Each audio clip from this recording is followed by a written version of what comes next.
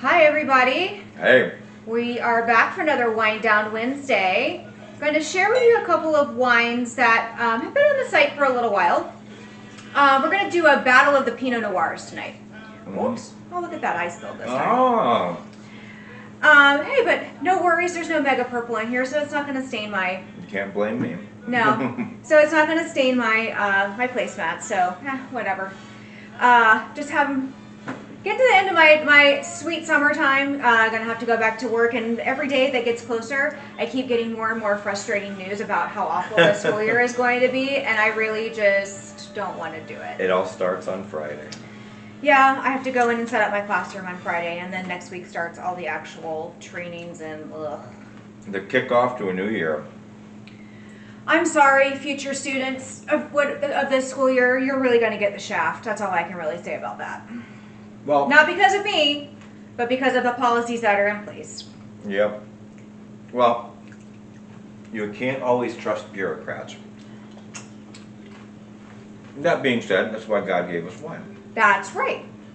That's going to be my solution to everything, is just drink more wine. Drink more wine. Not while I'm at school, but... No, you can't do that. You go to jail. Definitely drink more wine. So we are starting with you tonight the 2020 vintage of the Middle Jane Pinot Noir. This was one, not this vintage, an earlier vintage, was one of the first wines I had in this company that I absolutely loved. Loved that vintage. What year? It was all the way back. This one is 2020, but I think the one that I originally had was like the 2018, maybe? We've had the 2020 before. Anyhow, the very early vintage of this, absolutely loved it. One of my favorite flavors. Then something happened about the way the grapes were grown, the climate, everything else, and it slightly changed the wine to give it a little bit more of a peppery taste. And so then I was kind of like turned off by it, and I haven't had this in a very long time, but I saw this sitting there. It came in through one of my Circle membership club boxes. It is peppery. It's been sitting there, and I was like, you know what? It's been a while. I'm going to give this another try, and I'm going to start with this one first, so it's not thrown off by the taste of anything else before it. 2020. So I will say, having it right now, not as peppery as I remember it being. Would you try? It tastes pretty smooth. Pinot Noir, I've heard a lot of people saying right now, I just can't drink red in the summertime. It's just too hot outside. A Pinot Noir is probably about the farthest I'm going to go, unless we're having steak dinner night and we're sitting in the air conditioning. Well, I've got a whole batch of fresh beef jerky I just made. Yes. But this is not your typical Pinot Noir, though. The 2020 especially, that year was a dumpster fire. I remember us drinking this wine in 2020. I mean, but this is not as translucent as most Pinot Noirs. You can tell it's a little darker. It's kind of light. And it has good body. Initial flavors that you're getting? Initially, no, I didn't have any peppery undertones, but after I had a little bit of this Alouette cheese with a carrot, then I had some of the peppery undertones. came out? Yep, with the cheese. Okay. So this is from Willamette Valley, Oregon. Middle Jane comes from that region of the United States. It's normally $48 a bottle. We currently are wrapping up the end of this month, so unfortunately just Wednesday, Thursday, end of July. We have the Welcome 25 code, one-time code that you can use. Even if you are already an existing customer, when you activate your new account on our new Shopify-powered website, then you can use that code again and get $25 off of your order of 4 bottles or more. All I keep thinking of is 2020. I know, what a disaster that was. We were drinking a wine when COVID was going on. Yeah.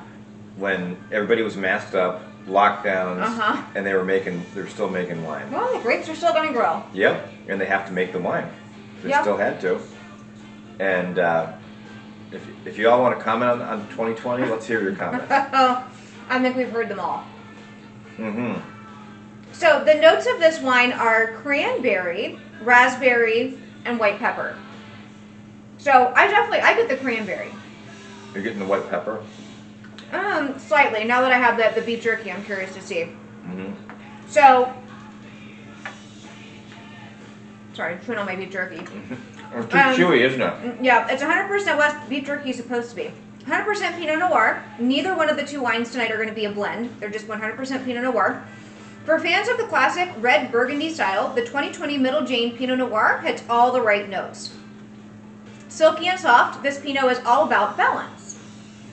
A beautiful blend of fruity and peppery with great acidity and a light, dry finish. And add this one to your regular rotation without thinking twice. Now with the beef, it brings on a whole new world. It definitely makes it better. With the seasoned beef. Okay. Well, the particular kind of seasoning you had on that beef jerky does kind of make this a little bit more peppery, but I still get the fruity finish. I get a little of the white peppery undertones. Yeah. That's probably why you're getting a peppery taste, because they use the white peppery. But with the beef, I did multitudes of different flavors. I have prime rib flavor. Okay. I have Yellowstone flavoring. And then I have the honey kicker called. They describe this as earthy and light. I think those kind of flavor notes do lean more earthy than fruity. You think so? Yeah. So you're not getting fruity? No, I mean, I definitely get the cranberry, but I'm not really getting... I'm not getting fruity either. I'm not It getting that definitely reads vibrant. more earthy. You know what I'm talking about? That when you taste it, it's like got that vibrant, fruity. This isn't doing that, but this is good. We did this before. Better than I remembered it before. I don't think I liked it before. Yeah. So, pairs well with fish, burgers, and cheese. So, fish I would definitely lean more towards a steakier, like a salmon or something like that. With this? Yeah. Yeah. Maybe some kind of chutney or something on top of it. Yep. I think that would definitely go well. Salmon is very good for you too. Oh, yeah. Extremely high in omega-3. And so is Chilean sea bass. You know that? Oh. Extremely high in omega-3 fatty acids.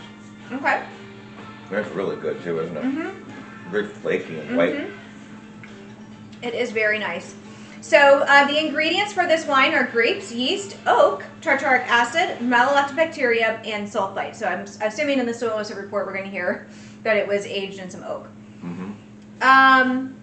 So again, very very simple. The only ingredients that are needed with the grapes and to make the grapes ferment to actually turn them into wine. So the soil to sip report, the grapes for this wine were sourced from our friends, the Momtazi family, who have been Scout and Cellar partners for years. The grapes were hand harvested from vines up to 23 years old.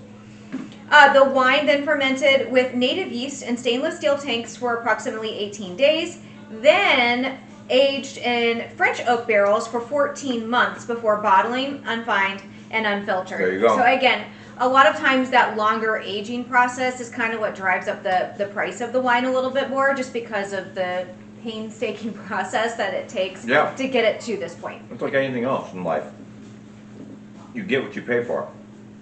If it takes me 10 hours to do something, I'm going to charge you for it. You know what I mean? I'm going to charge you for my time, just like they charge for their time to do this. And again, time makes everything better, doesn't it? Good things come to those who wait. Patience. Yes. Would never pray for patience. Oh, because God will test you. So I had this with the Munster cheese. I mean, they said cheeses. That's just a nice kind of creamy, a little bit salty What is cheese. that one? That's the caramelized onion jack cheese. It is? And that's... It's richer. No, and that's the Locatelli. Locatao. Yes. Gotta have a little Locatao. So the nutritional information for this wine. It is 100 calories per 5-ounce serving, 0.03 grams of carbs, 12.5% alcohol, 0.2 grams per liter of residual sugar, 20 parts per milliliter of sulfites. Really? Yes, so very low in sulfites. I mean, overall, just if you're going to drink red, Pinot Noir is a good option in the summertime. Again, because it's so hot outside, you really don't want to drink anything heavy. You want something a little bit more light and refreshing. I don't know. I tend to lean on, you know, Merlots and Cabernets. I'll still drink them.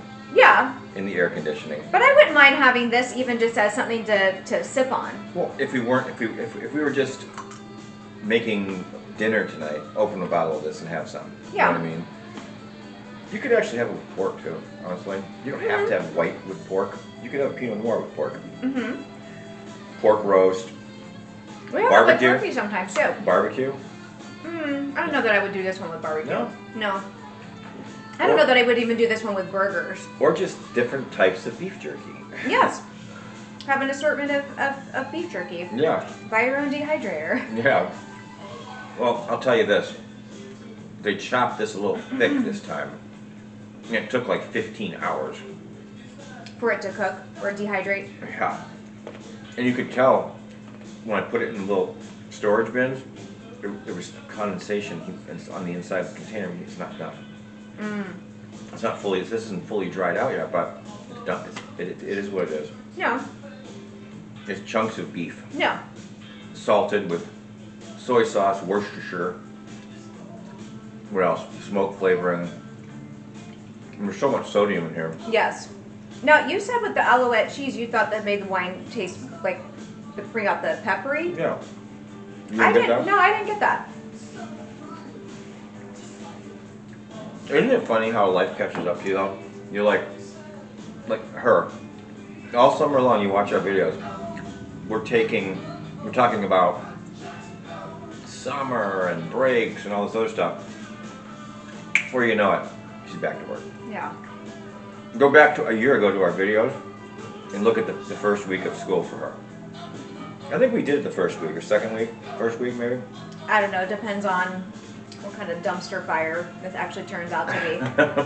Oh, next week's gonna be a fun week for you. Well, I mean, I'm still pre-planning next week, and then the following week is when the students actually come back. But it's always a little bit of anxiety when you go back because it's the unknown. What are your students going to be like, and like how are you going to have to deal with different behavior issues and setting the routines and whatever. Next Thursday during pre-planning. Oh, that's a long night for you. Yeah. But we're not doing an open house. So that adds extra pressure then because they're going to have a bazillion questions. Because it's 6th grade coming into middle school, got tons of questions, especially if it's the first child that's going into middle school. Oh my God, their first 6th grader. They're all going to come in there and they're going to be so inquisitive. Probing you for the truth. So I'll have to get some more information about that. Yes. On exactly how we're supposed to proceed in that situation, but it's been a little bit fun in the past because it's a fresh new start, whole new group of students to get to know and work with and everything, and watch them grow. I wouldn't want to be you. But this year, looking at we already have kind of looked at our rosters. And the amount of paperwork that I'm going to have to fill out because of all the students with accommodations is way higher than I have had in a very long time.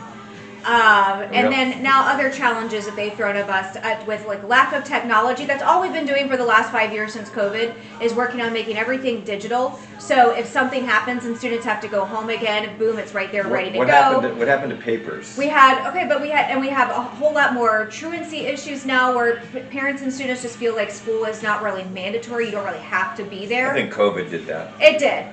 And now all these studies over in Europe are showing that students spending too much time on technology is a detriment to their learning. So now we're shifting back to paper-based.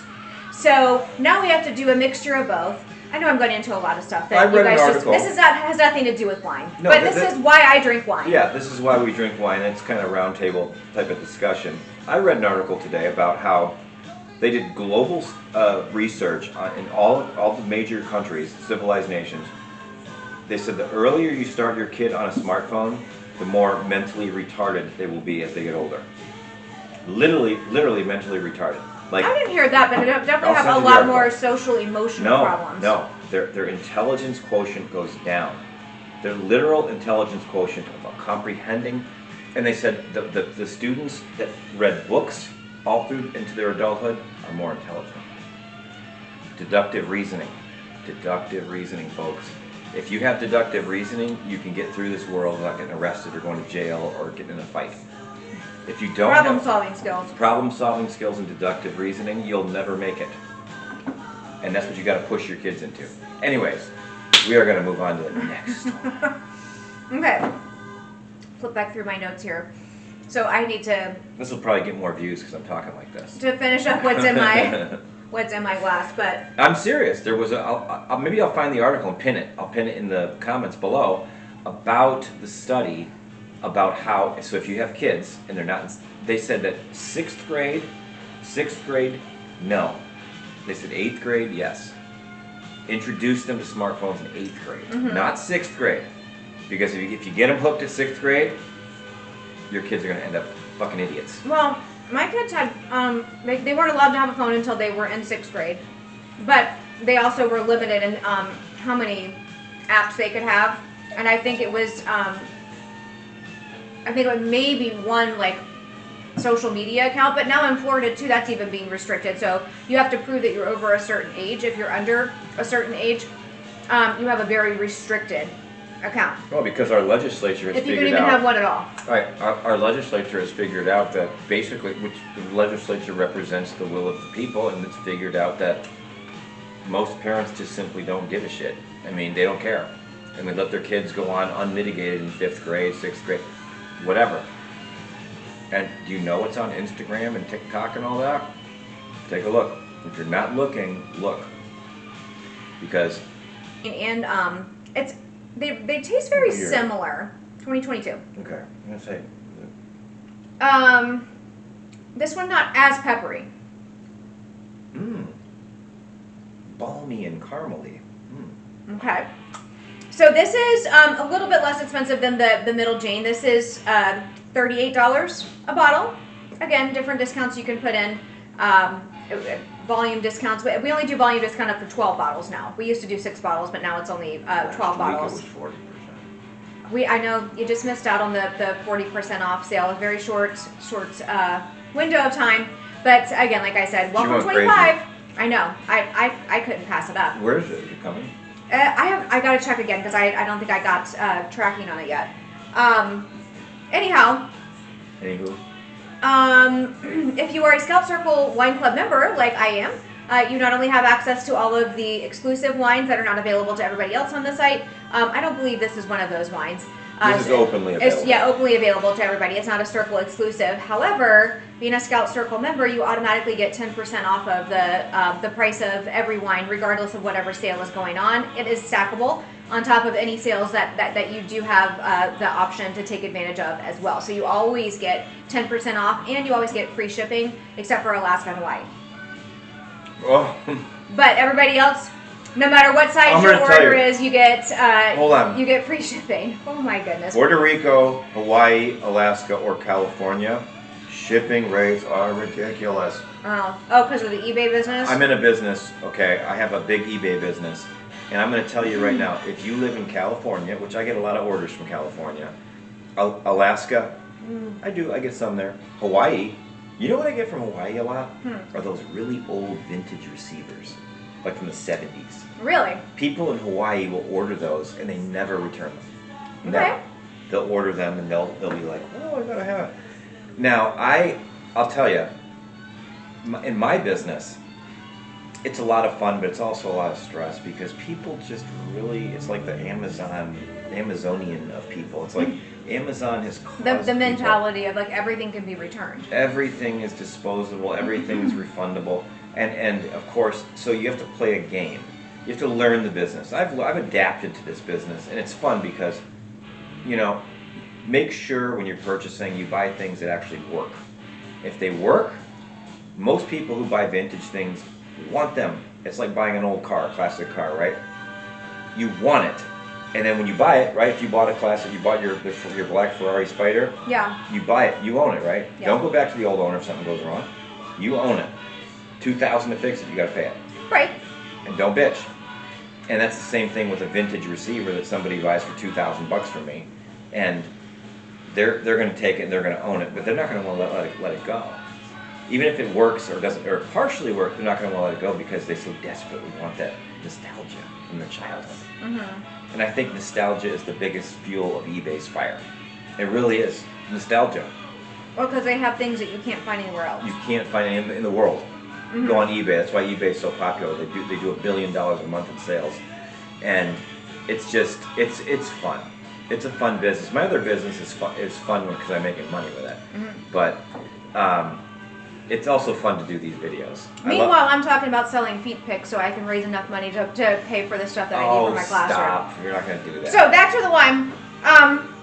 So what I was saying, the reason why these two taste so similar, because the notes are very similar. This also It's tastes not similar. cranberry, raspberry. That's the same. This is like sweeter. Middle Jane had the white pepper. The Hushkeeper has baking spice. This is sweeter. It's probably. Do you think it's the baking spice? I don't know. It has like a caramely taste. Let me try something else. Let me try some beef jerky. Let me see. Okay. So again, 100% Pinot Noir, no blend. Sourced from 2 spectacular vineyards in the Willamette Valley, the 2022 Hushkeeper Pinot Noir embodies the signature style of this iconic grape. High acidity goes head-to-head with fruity yet spicy notes for a robust flavor and texture experience fit for all occasions. Pairs well with fish, Indian, and lamb. So this one is also earthy and light. I think they taste very similar to each other. I don't think they do. I prefer this one a little bit better because of the peppery. That's not one of my favorites. This is definitely has more smoother, velvety texture. This has more of a in-your-face kind of drier texture. Well, I didn't get it dry on either one of those, but I mean, for the price, since they are so similar, I do slightly lean a little bit more towards the Hushkeeper, just my own personal preference, because it is a little bit less expensive. It's richer. This is a richer flavor. The Hushkeeper is definitely a richer flavor. I'm not knocking that one. I like that one. But this is a richer flavor. That's a lighter flavor. They're both earthy and light. See, we have different palates. Sometimes. We have different palates. Sometimes we do. I'm going to try a little bit of fruit and then some of the veggies. So the ingredients for this wine are grapes, yeast, malolactobacteria, and sulfite. So there's no oak in this one. So that's interesting. It is interesting. And the way that it reads when you taste it. This is more velvety and smooth to me. Which you would kind of associate a little bit more with oak. Right. Okay. That's what I'm getting out of this. The Soil to Sip Report, sourced from 2 long-standing family vineyards in Willamette Valley, meeting the clean crafted commitment. Hand harvested at night and early morning for peak freshness, carefully sorted for best fruit selection before fermentation. Fermented in stainless steel for 18 to 20 days using gentler skin contact methods to extract the delicate flavors, elegant structure of Pinot Noir. The wine is then aged 18 months in stainless steel, so aged not quite as long. See, and then with carrots and beef, it brings a whole world of different flavors out. So what do you think if you had it with like a beef stew? I think or this would be awesome with a pot roast or beef stew. Well, I mean, that like a lamb stew. They said that like pairs well with lamb. So even lamb. do like a lamb stew. Should I make lamb? Now it's not the year to making stews. It's way too hot. Well, but should I make lamb? Yes, I like lamb. Lamb chops? Nah, yeah, bottled, not Lamb Chop, the TV show. Bottled under sustainable cork and fined with gentle filtration. Yeah, I don't see any sediment in this. No. What was the wine that we had the other weekend that had the sediment? Oso Pardo. They do not filter their wines, so they do get sediment. But I mean, it's fine. It's not going to hurt you, but you could also filter it if you could put prefer it through not a to have that. cheesecloth. Right. You know, and then. So this is 101 calories per 5-ounce serving at 0.1 grams of carbs. It is 12.5% alcohol, 3.4 grams per liter of residual sugar. So this is a lot higher because the other one I think was like 0.2 for residual sugar. And this is 94 parts per milliliter of sulfites. Okay, so compare that to that one. What's the difference? That one was 20. That's 94. So that one's definitely higher in, yeah, the Hushkeeper is definitely higher in sulfites than the Middle Jane. Maybe that's why it tastes richer to me. I don't You're know not why getting sulfites. velvety richer? You're not getting enough? No, even all the different stuff that I'm Really? pairing it with, Even I'm with not this? getting. Yeah, I had plums. I'm having strawberry with it now. And none of the cheeses, I'm not getting like. They just taste very similar to me. I will say this.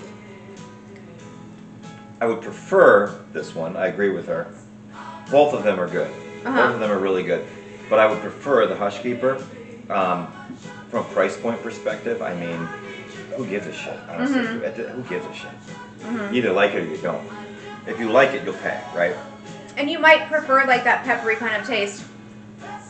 With the strawberry, this drier. I'm getting drier. You're getting drier with this one? With strawberry. paired with strawberry. How about plums? No, it was just kind of like pretty even keel with the plum. I mean, some of the different cheeses that we have over here, they're more like creamy kind of cheeses. You tried with the nothing. With the I have not had with the locatelli, so I'm just I think this. I'm at a stalemate. I don't really battle of the Pinot Noirs. I think they're pretty equal. Honestly, that you would rank them what? How would you rank them? I think I've had Pinot Noirs that I think were a little more fruit forward, and I just personally tend to like that a little bit better. Which one? I don't remember, but the cranberry and that kind of stuff, that's not like my first thing that I would like lean towards. So it's good. Like I said, I think I would probably prefer this a little bit better just as like a sipping wine. So the Middle Jane 2020 Pinot Noir, what would you rank it out of a 10? 0 to 10. 7.5. Really? Mm-hmm. Okay, so what about the... Much cheaper, I'd probably say 8.5. So 7.5, 8.5. Uh-huh. I agree. I concur. Okay. I concur, Captain. So, like I said, I think I've had other Pinot Noirs that I liked a little bit better. I would probably rank those like a 9. Does Scout and Cellar So make this is another just a little Pinot bit below Noir? that. Yeah, we have lots of Pinot Noirs. Which is another one that we have? Don't ask me that off the top of my head. I'd have to go through and look digging. and see. I'm not gonna go digging right now, but anyhow, Yeah, it definitely 8.5, 7.5. I think, and 7.5 is. But you know what? This may be your cup of tea, so you never know until you try it for yourself. It's not undrinkable. Right. There's only. He's not a big Pinot Noir fan to begin with, anyway. Yeah, I am. But it's like, out of all of them that we've ever done, there was really only one that was literally undrinkable to me. Maybe two. The Tango. Tango. There was another. There was Syrah. Maybe there was a cider or something. I think. Oh, okay. You didn't like it. Some cider that you had a cork on it or whatever. It was like horrible. It tasted horrible. You loved it. Yeah, I liked it. I thought it was a good fall. It was horrible. Oh my gosh. It was horrible. If you're in a cold environment and you go like in the fall and you're on like hay rides and whatever, it'd be like in your little tumbler. Like when you're gonna tumbler. actually do that. Well, we don't do that here in Florida, but if I were in some place where it actually got cool in the fall, I would definitely do that. You're not going to do that, especially with this dog. Everybody at home, please pray for me with the school year coming. It's already. Maybe God will surprise me. Yes. But that's why God makes wine. So if nothing else, that will be my go-to. Yes. For this school year. So we're signing off, but we hope that you like and comment and share the video if you can, and then also comment. Make some comments. Talk to us. To the person out there who keeps sending us solicitations on the comment section, please stop. Yeah, we're going to delete your comments. We're going to delete your comments. This is not a place for you to sell yours. You're not going to sell your crap on our thing. Yeah. But here's the thing. If you want to talk about wine, you want to talk about the weather, I don't give a shit. You can talk whatever you want, and I'll talk to you. All right, well, we hope to see you guys back again next week. Fingers crossed we can get another video out next week. And we're going to actually take a selfie for this video. Yes, we are. Because I've been using old selfies, and then people don't like that. And then it doesn't match with what the video shows you. They've been commenting on that. Somebody, because they commented on it. Oh, really? Because I've been reusing. They were like, you got to put a new selfie up. Okay, well, we'll take a new selfie. Yes, we will. All right. Cheers. All right, bye, everybody.